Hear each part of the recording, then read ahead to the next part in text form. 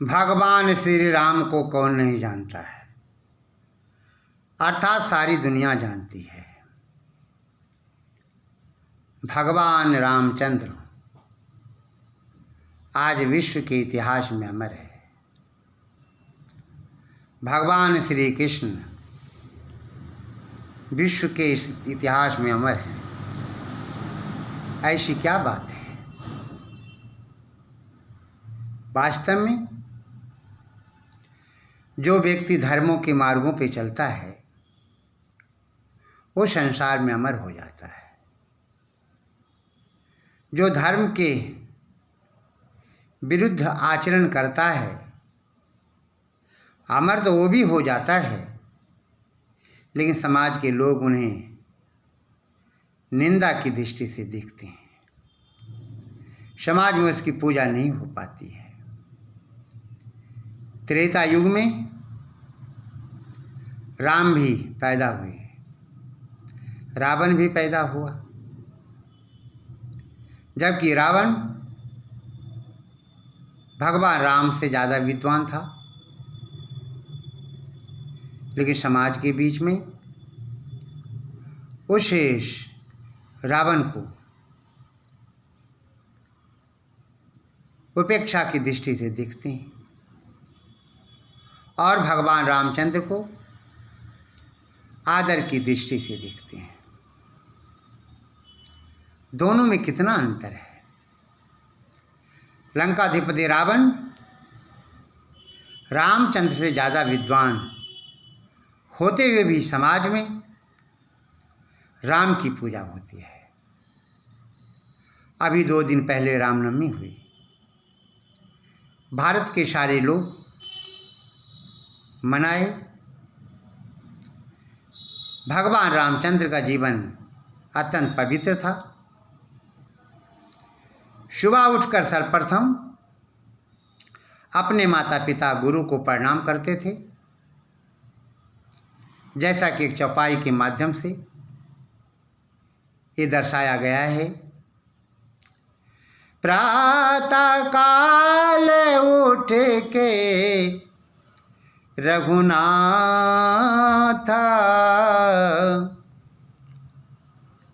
प्रातः काल उठ के रघुनाथ, माते पिता गुरु नावहि माथ। राम का ये आदर्श था। मर्यादा के अंदर बंधे हुए राम थे। सुबह उठकर सर्वप्रथम अपने माता पिता गुरु को नमन करते थे, प्रणाम करते थे। ये उनका आदर्श था, उनका नियम था। प्रत्येक दिन यज्ञ करते थे, प्रत्येक दिन संध्या करते थे, क्योंकि राम गुरुकुल में पढ़े थे, वशिष्ठ के आश्रम में पढ़े थे, वेदों के विद्वान थे, धर्म का पालन करते थे। धर्म के विरुद्ध कोई भी आचरण राम नहीं करते थे। इसलिए तो मर्यादा पुरुषों से श्री रामचंद्र कहलाए। पिता की आज्ञा को मानकर जब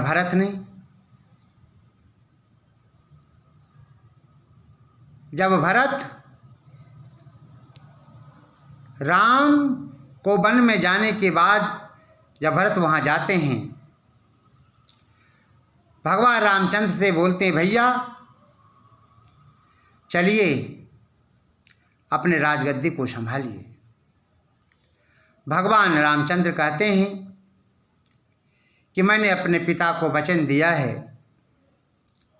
कि 14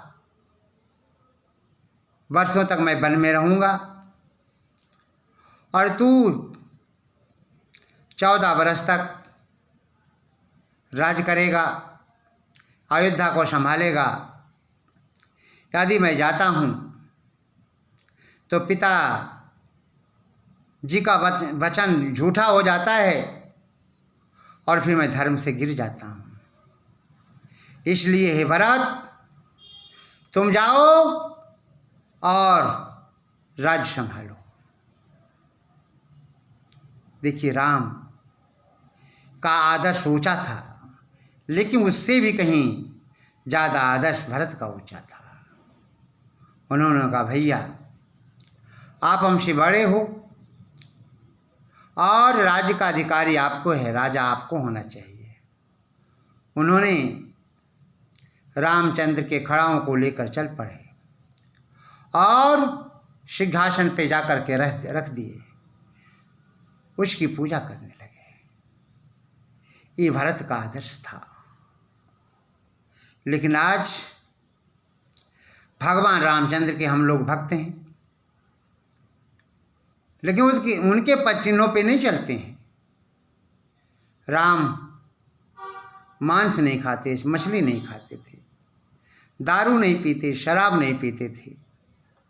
लेकिन हम विचार करते हैं, कभी कभी तो ऐसा लगता है कि समाज में कितने लोग राम के भक्त हैं, जो राम के आदर्शों को अपने जीवन में अपनाता है, या जो लोग भगवान रामचंद्र के आदर्शों को अपने जीवन में स्वीकार करते हैं, अपनाते हैं, वही तो राम के भक्त हो सकते। वास्तव में राम का जीवन अत्यंत पवित्र था, संघर्ष युग था। 14 वर्ष तक वनवास में रहने के बाद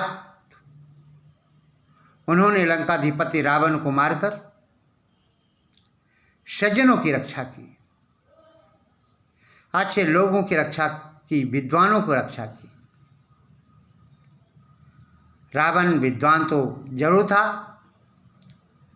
लेकिन घमंड में आकर उन्हें उचित अनुचित का कुछ भी ज्ञान नहीं था, नहीं रहा। उस घमंड ने रावण को विनाश की ओर ले चला। वास्तव में कहा गया है, ये सच है कि मनुष्य जब चरित्र से पतित हो जाता है, अपने आचरण से गिर जाता है, समाज के लोग उन्हें उपेक्षा की दृष्टि से देखते हैं और उसी दिन से उसका पतन भी शुरू हो जाता है। जिस दिन लंकाधिपति रावण भगवान रामचंद्र की पत्नी सीता को निसहाय अवस्था में, अकेली अवस्था में उसे अपहरण कर लेता है, उसी दिन से उसका विनाश भी शुरू हो जाता है। इसलिए शास्त्रों का कथन है कि हमें संसार की सभी माँ बहनों को अपनी माँ बहन की तरह समझना चाहिए, देखना चाहिए। जो इस प्रकार की दृष्टि से दिखता है, सुदृष्टि दिखता है, वही वास्तव में पंडित है, विद्वान है। रावण विद्वान तो जरूर था, लेकिन पतन भी इसीलिए हुआ। उन्होंने परी स्त्री का अपहरण किया, धर्म से गिर गया, धर्म पतित हो गया। इसलिए कहा गया कि हमें धर्म से पतित नहीं होना चाहिए। राम का जीवन बहुत पवित्र था, पुनीत था। उन्होंने पिताजी की आज्ञा का पालन किया, 14 वर्ष तक वन में रहे और राक्षसों का वध किया, सज्जनों की रक्षा की। इसलिए कहा गया हमें धर्म का पालन करना चाहिए। जो मनुष्य धर्म का पालन नहीं करता है, उसका विनाश हो जाता है। वह बाद में क्रंदन करने लगता है, विलाप करता है। लेकिन विलाप करने से क्या होगा? जो व्यक्ति जैसा कर्म करता है, परमात्मा उसे वैसा ही फल देता है। परमात्मा हमेशा धर्म के साथ रहता है, अधर्म के साथ नहीं। इसलिए कहा गया बुरा करने वालों का परिणाम हमेशा बुरा ही होता है। अच्छा करने वालों का परिणाम हमेशा अच्छा ही होता है। इसलिए हमें संसार में अच्छा बन करके दिखाना चाहिए। और राम का जीवन अत्यंत पवित्र था, एक उदाहरण के रूप में प्रस्तुत है। राम के बारे में जितना कहा जाए मैं समझता हूँ उतना ही कम है। तो आइए अब राम के बारे में फिर पुनः कल बताएंगे कि उनका जीवन कितना पवित्र था। इति ओम।